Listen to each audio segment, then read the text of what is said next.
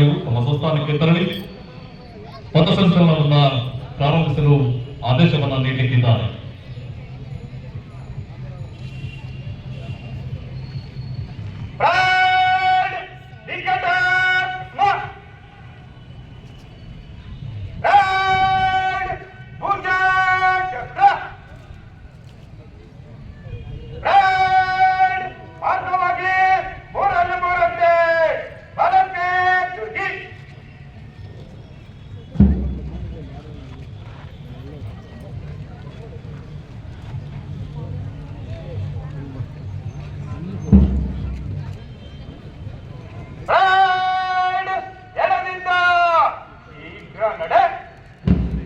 ಎಪ್ಪತ್ತೈದನೇ ಗಣರಾಜ್ಯೋತ್ಸವ ದಿನಾಚರಣೆಯ ಪಥಸಂಚಲನೆಯ ಕಾರ್ಯಕ್ರಮ ಆರಂಭವಾಗಿದೆ.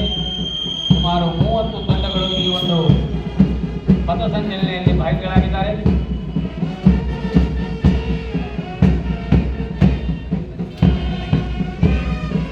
ಎಲ್ಲ ತಂಡಗಳು ಇದೀಗ ವೇದಿಕೆಯ ಮುಂಭಾಗಕ್ಕೆ ಬಂದು ಸನ್ಮಾನ್ಯ ಅತಿಥಿಗಳಿಗೆ ಗೌರವ ವಂದನೆಯನ್ನ ಸಲ್ಲಿಸಿ ಮುಂದೆ ಸಾಗ್ತಾರೆ. ಆಕರ್ಷಕ ಶಿಸ್ತಿನ ನಡಿಗೆಯೊಂದಿಗೆ ದಳಗಳ ದಳಪತಿಯಾಗಿರ್ತಕ್ಕಂಥ ಶ್ರೀ ಗೋವಿಂದ್ RPI DR ಬಳ್ಳಾರಿಯವರು ಅದರ ನಂತರದಲ್ಲಿ ಕ್ರಮವಾಗಿ ಒಟ್ಟು 30 ತುಕಡಿಗಳು ಮಾನ್ಯ ಅತಿಥಿಗಳಿಗೆ ಗೌರವ ವಂದನೆಯನ್ನ ಸಲ್ಲಿಸುತ್ತಿವೆ.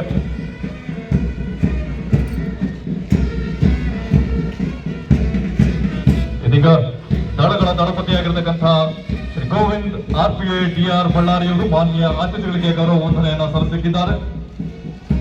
ಅವರನ್ನ ಹಿಂಬಾಲಿಸಿಕೊಂಡು ಬರುವಂತಹ ಪೊಲೀಸ್ ತುಕಡಿ 2 ಬಳ್ಳಾರಿ ನಗರ ಉಪವಿಭಾಗ, DR ಪೊಲೀಸ್ ತುಕಡಿ 1 DR ಕಾಳಿಂಗ PSI ಮಾನ್ಯ ಅತಿಥಿಗಳಿಗೆ ವಂದಿಸ್ತಾ ಇದ್ದಾರೆ. ಅನಂತರದಲ್ಲಿ ಪೊಲೀಸ್ ತುಕಡಿ 2 ಬಳ್ಳಾರಿ ನಗರ ಉಪವಿಭಾಗ, ಸುಪ್ರೀಂ PSI ಕುರುಗೋಡು ಪೊಲೀಸ್ ಠಾಣೆ ಜೊತೆಯಾಗಿ ತುಕಡಿಯ ಸದಸ್ಯರು ಮಾನ್ಯ ಅತಿಥಿಗಳಿಗೆ ವಂದಿಸ್ತಾ ಇದ್ದಾರೆ.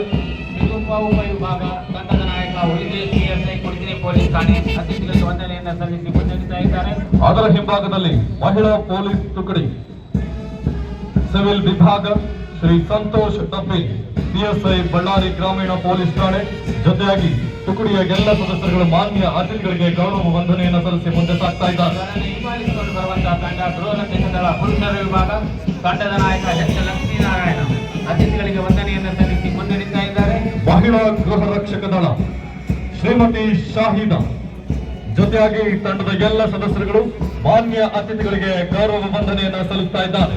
ಇವರನ್ನು ಹಿಂಬಾಲಿಸಿಕೊಂಡು ಬರುವಂತಹ ತಂಡ NCC ಸೀನಿಯರ್ ಪುರುಷರ ವಿಭಾಗ ಪ್ರದೀಪ್ ಕೆ ಅತಿಥಿಗಳಿಗೆ ವಂದನೆಯನ್ನು ಸಲ್ಲಿಸಿ ಮುನ್ನಡೆಸ್ತಾ ಇದ್ದಾರೆ.